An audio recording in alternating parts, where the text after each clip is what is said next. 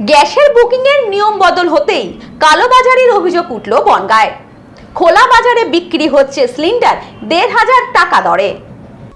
রান্নার গ্যাসের দাম নিয়ে এমনিতেই সাধারণ মানুষের পকেটে টান পড়েছে, তার উপর এবার সিলিন্ডার বুকিংয়ের নিয়মে বড়সড় বদল আনল কেন্দ্র সরকার। এখন থেকে চাইলেই আর যখন তখন দ্বিতীয় গ্যাস সিলিন্ডার বুক করা যাবে না। মূলত গ্যাসের কালোবাজারি রুখতে এবং মজুতদারিতে হ্রাস টানতেই ডোমেস্টিক এলপিজি সিলিন্ডার রিফিল করার সর্বনিম্ন সময়সীমা বাড়িয়ে দেওয়া হয়েছে। এর সুযোগ নিচ্ছে এক শ্রেণীর অসাধু ব্যবসায়ীরা। অভিযোগ উঠেছে, চড়া দামে ব্ল্যাকে গ্যাস সিলিন্ডার বিক্রি করা হচ্ছে ১৪০০ টাকা থেকে ১৫০০ টাকা দামে। মধ্যপ্রাচ্যের বর্তমান উত্তেজনাপূর্ণ পরিস্থিতির সুযোগ নিয়ে যাতে কেউ অতিরিক্ত গ্যাস মজুত করতে না পারে তা নিশ্চিত করতেই এই কঠোর পদক্ষেপ। কি এই নতুন নিয়ম?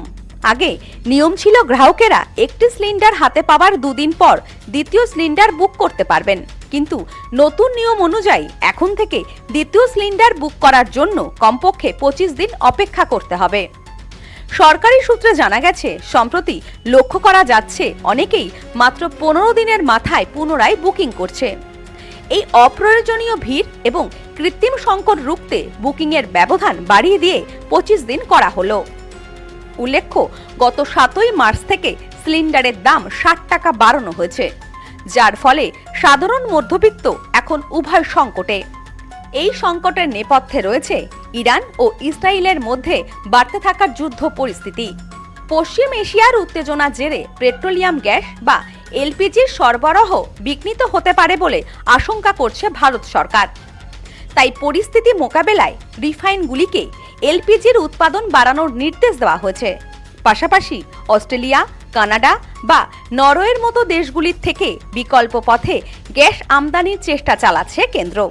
তবে পেট্রোল ও ডিজেলের দাম নিয়ে স্বস্তির খবর এই যে আন্তর্জাতিক বাজারে অপরিশোধিত তেলের দাম আকাশ ছোঁয়া না হওয়া পর্যন্ত এখন পাম্পের দাম বাড়ছে না।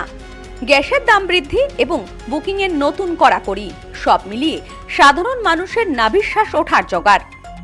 যদিও সরকার আশ্বস্ত করেছে যে দেশে জ্বালানির কোনো ঘাটতি নেই, তবুও ২৫ দিনের এই নতুন নিয়ম মধ্যবিত্তের রান্নাঘরের বাজেটে কতটা প্রভাব ফেলবে সেটাই এখন দেখার। তবে সরকারের এই উদ্যোগ যদি সত্যিই কালোবাজারি রুখতে পারে, তবে দীর্ঘমেয়াদী ক্ষেত্রে সাধারণ গ্রাহকেরাই উপকৃত হবেন বলে মনে করা হচ্ছে। তবে নতুন এই নিয়মের ফলে সমস্যায় পড়তে হচ্ছে গ্রাহকদের। সমস্যায় পড়ছেন গ্যাস সরবরাহকারীরা। অনেক ক্ষেত্রে গ্রাহক তাদের ভুল বোঝাচ্ছেন বলেও দাবি করছেন তারা। বনগাঁ এলাকার এক গ্যাস সরবরাহকারী অমরজিৎ হালদার বলেন, আগে গ্যাস বুকিং করলে ২৪ ঘন্টা বা কখনো দুদিনের মধ্যে আমরা গ্যাস পৌঁছে দিতে পারতাম। এখন সময় বেশি লাগছে। কালোবাজারি রুখতে আলাদা ব্যবস্থা নেওয়া হচ্ছে। দাম বেড়ে গেছে, যা বাড়া ৬০ টাকা মতো দাম বেড়ে গেছে, কিন্তু এখন গ্যাসের ক্রাইসিস বলতে এই যুদ্ধ আবহাওয়ায় একটু চাপ আছে। যেরকম আপনার যেটা আগে একদিনে ডেলিভারি হতো কি পরের দিন সাপ্লাই হয়ে যেত, সেটা এখন ৪-৫ দিন লেগে যাচ্ছে।